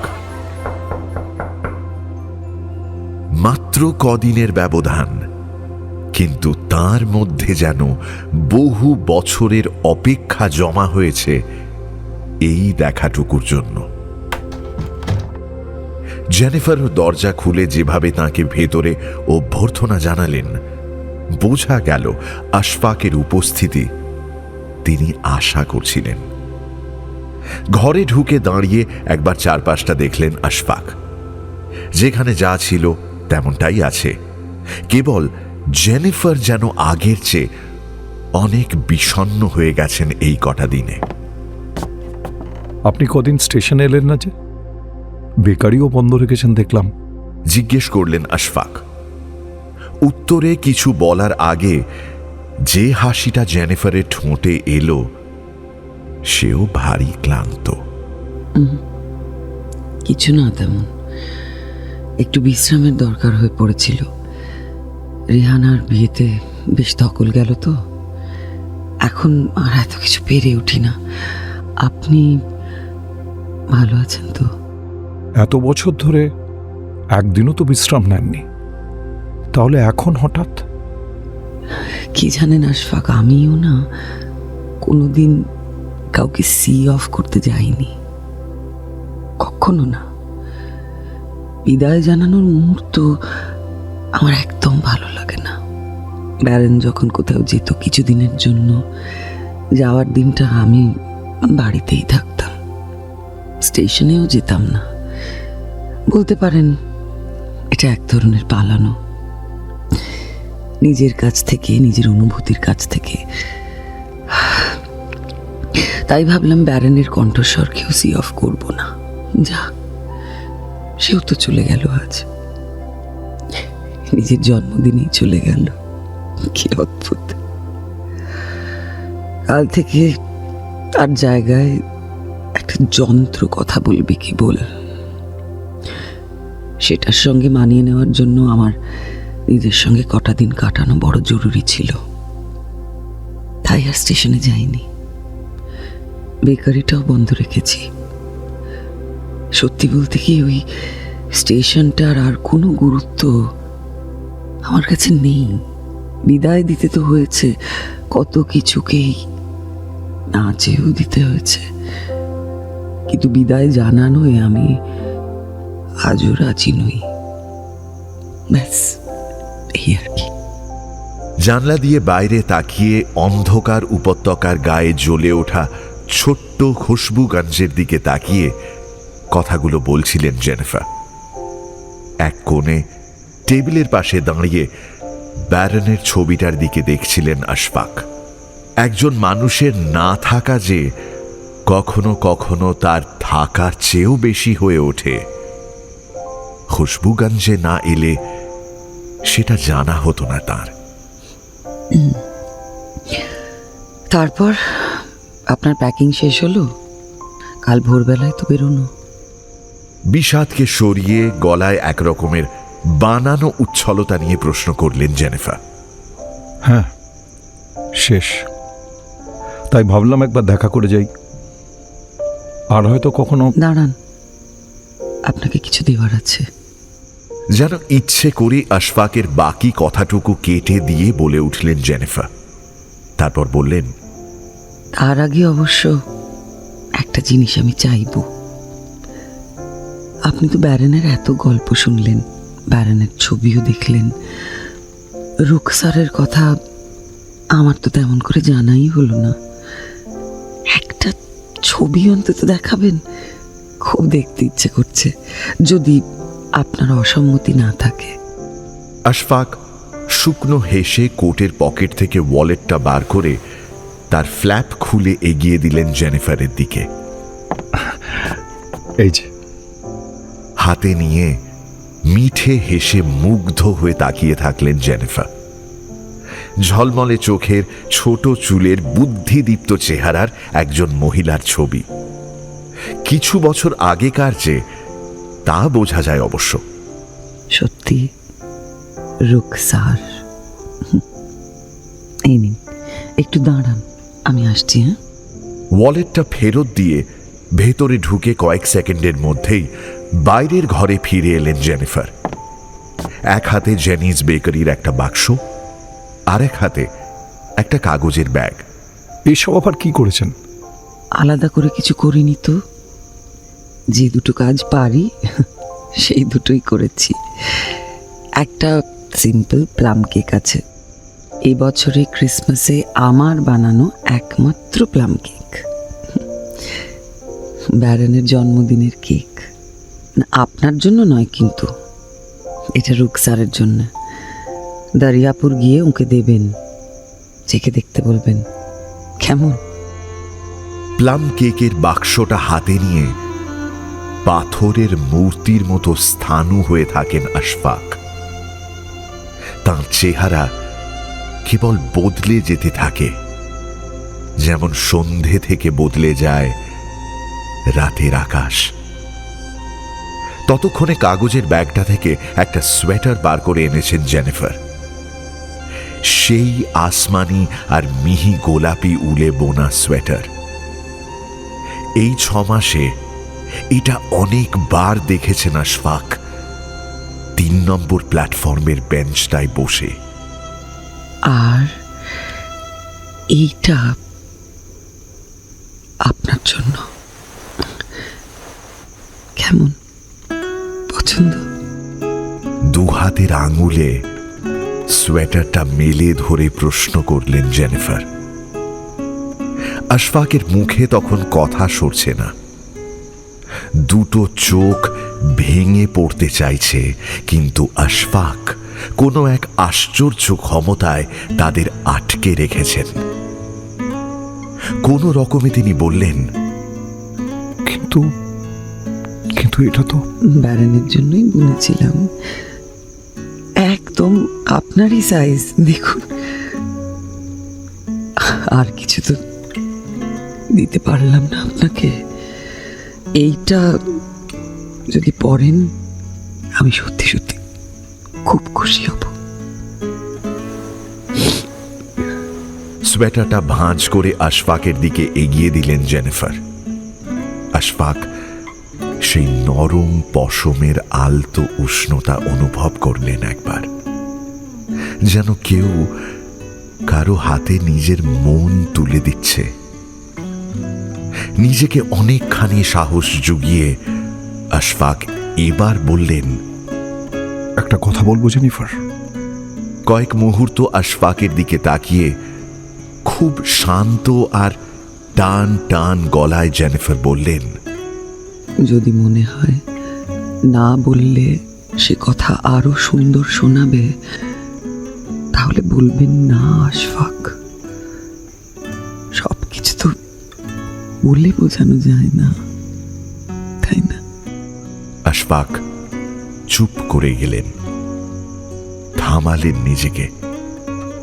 তারপর কোটের পকেট থেকে একটা কাগজের খাম বার করে জেনিফারের দিকে এগিয়ে দিয়ে বললেন, আমারও কিছু দেওয়ার ছিল, আপনার জন্য নিউ ইয়ার্স গিফট আর happy birthday to Baron. Jennifer একটু অবাক হয়েই প্যাকেটটা নিলেন। মোড়ক খুলে দেখলেন একটা ক্যাসেট। কোনো ফিল্ম বা অন্য কিছুর নয়, সে ক্যাসেটের কাভারও নেই কোনো। যেমন ব্ল্যাঙ্ক ক্যাসেট কিনতে পাওয়া যেত বহু বছর আগে, তেমনই একখানা ক্যাসেট। জেনিফার আরেকটু অবাক হয়ে তাকালেন। আশফাক বললেন, ব্ল্যাঙ্ক ক্যাসেট জোগাড় করতে একটু কাঠখড় পোড়াতে হয়েছে বই কি, কিন্তু বাকিটুকু জোগাড় করতে খুব একটা অসুবিধা হয়নি। এতে ব্যারনের গলার অ্যানাউন্সমেন্ট দুটো রেকর্ড করা আছে, একটার পর একটা। যতবার এই ক্যাসেটের ফিতে ধরে ততবার আপনি নিজের ইচ্ছে মতো শুনবেন। এর বেশি আমি আর কিছু পারলাম না জেনিফার। দুজন মানুষ এরপর একে অপরের দিকে স্থির দৃষ্টিতে তাকিয়ে থাকলেন কিছুক্ষণ। আশফাকের মতো জেনিফার অবশ্য নিজের দু চোখকে বারণ করলেন না ভিজে উঠতে। তারপর ভেজা গলায় বললেন, রুখসারের মতো আপনিও সার্থক না মা। মানে এই কদিন একটু উর্দু থেকে ইংলিশ অভিধান পড়েছি আমি। আশফাক মানে মার্সিফুল, করুণাময়।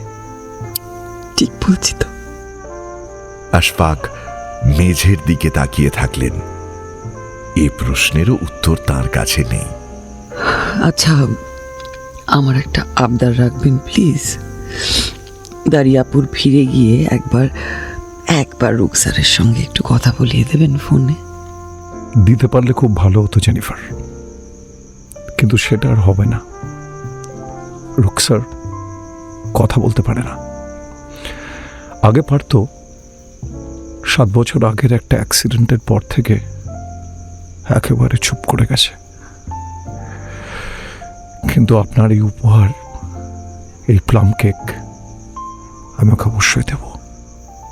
আবার মুখ তুলে তাকিয়ে আশফাক দেখলেন জেনিফার স্তব্ধ হয়ে দাঁড়িয়ে আছেন। হয়তো বলবার কথা খুঁজে পাচ্ছেন না। আপনার কষ্টটা আমি একটু হলেও বুঝি জেনিফার।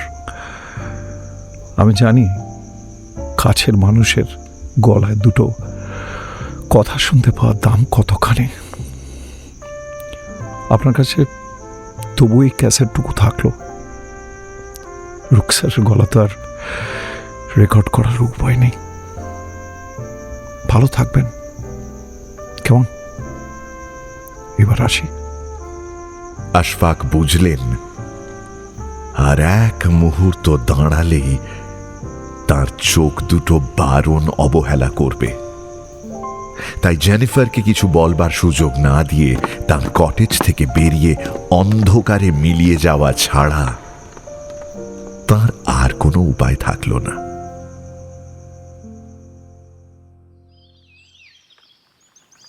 পরদিন সকালে নতুন একটা বছর শুরু হলো।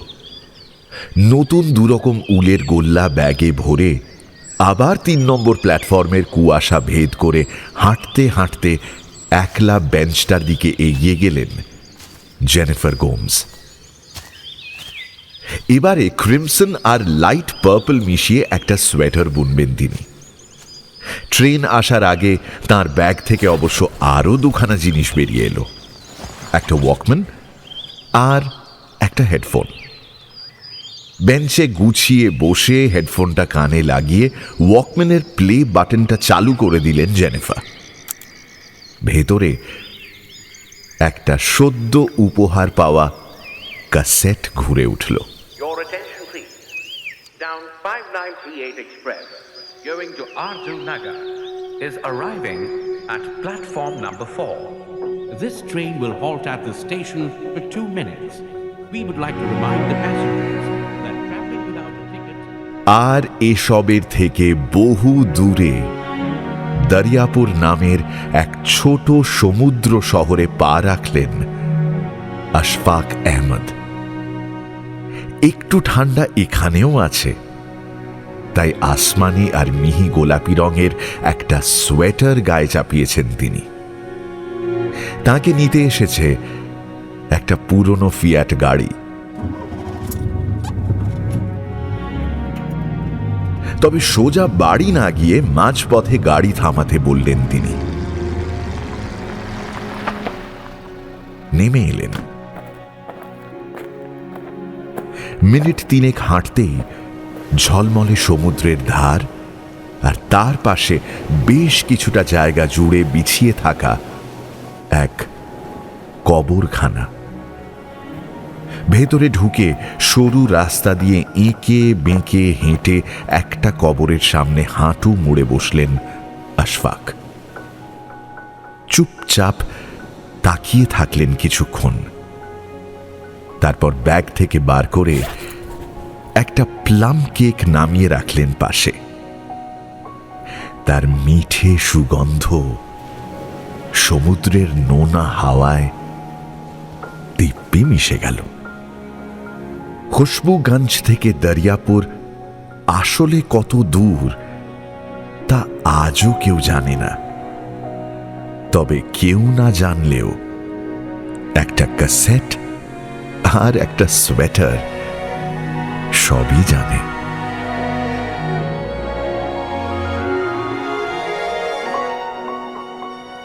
খুশবুগঞ্জ থেকে দরিয়াপুর আসলে কত দূর তা আজও কেউ জানে না।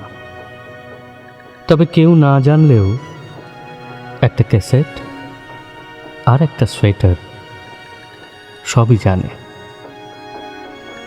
নমস্কার, আমি শ্রীজাত। ওই একটা ক্যাসেট আর একটা সোয়েটার ছাড়া আর যদি কেউ জানে খুশবুগঞ্জ থেকে দরিয়াপুর আসলে কত দূর, তা হলাম আমি। কারণ আমি এই গল্পের লেখক। পুরোপুরি লেখক বলতে পারছি না, কারণ এই গল্পের বীজ লুকিয়ে আছে এক সত্যি ঘটনার মধ্যে। বছর কয়েক আগে চোখে পড়েছিল খবরটা। লন্ডনের একটি বেশ বড় টিউব স্টেশনে 80 বছরের উপরের এক মহিলা রোজ দুবেলা এসে বসে থাকতেন। তিনি কোনো ট্রেনে চড়তেন না, তার সঙ্গে দেখা করতে কেউ আসতো না, কিন্তু ওই একটি টিউব স্টেশনে দুবেলা তাকে এসে বসতে দেখা যেত। বেশ কিছুদিন ধরে এমনটা চলার পর যিনি স্টেশনের তত্ত্বাবধানে আছেন তার চোখে পড়ে ব্যাপারটা। ভদ্রমহিলাকে তিনি জিজ্ঞেস করেন যে দুবেলা এসে একা একা স্টেশনে অপেক্ষা করার কারণ কি। তাতে ভদ্রমহিলা জানান ওই স্টেশনে যে অ্যানাউন্সমেন্ট শোনা যায়, যে ঘোষণা শোনা যায়, সেটি তার প্রয়াত বরের কণ্ঠে। বরের গলার আর কোনো নমুনা তার কাছে রাখা নেই, তাই তিনি দুবেলা টুকটুক করতে করতে ওই স্টেশনটিতে এসে বসে অপেক্ষা করেন কখন তার বরের কণ্ঠ শোনা যাবে।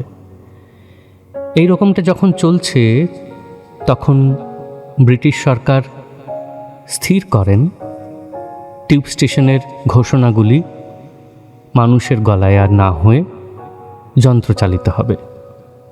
এই খবর আক্ষরিক অর্থেই ভদ্রমহিলার মন ভেঙে দেয়। তিনি সরকারকে একটা চিঠি লেখেন যে এই ঘোষণাটি আঁকড়ে তিনি বেঁচে রয়েছেন, এটি বন্ধ হয়ে গেলে হয়তো তার শ্বাস চলাচল বন্ধ হয়ে যাবে। ব্রিটিশ সরকার অবিলম্বে সিদ্ধান্ত নেয় লন্ডনের বাকি সমস্ত টিউব স্টেশনে যন্ত্রচালিত ঘোষণা শুরু হয়, কিন্তু ওই একটি টিউব স্টেশনে ওই অপেক্ষারতা ভদ্রমহিলার প্রয়াত বরের কণ্ঠস্বরটি রেখে দেওয়া হয়েছিল। এই ঘটনাটা পড়ার পর আমি একটা ছোট গল্প মনে মনে বুনতে শুরু করি, যেখানে একটা ছোট্ট পাহাড়ি শহর থাকে, একটা ছোট্ট রেলওয়ে স্টেশন থাকে, একটা মিঠে খুশবুর বেকারি থাকে, থাকেন মিসেস জেনিফার গোমস, আর হঠাৎই এসে উপস্থিত হন স্টেশন মাস্টার আশফাক আহমেদ। আস্তে আস্তে বুনতে বুনতে গল্পটা এই চেহারা নেয়, আর শেষমেশ গপ্পমীরের ঠেকে এসে হাজির হয়। এই গল্প আপনাদের ভালো লাগলে আমি জানব যে ওই ঘটনা যা লন্ডনের একটি টিউব স্টেশনে ঘটেছিল তার বীজ থেকে একটি ফুলের জন্ম দিতে পেরেছে।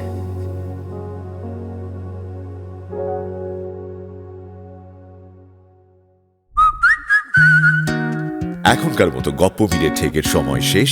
পরের সপ্তাহে আরো একটা নতুন গপ্প নিয়ে আসবো আমি।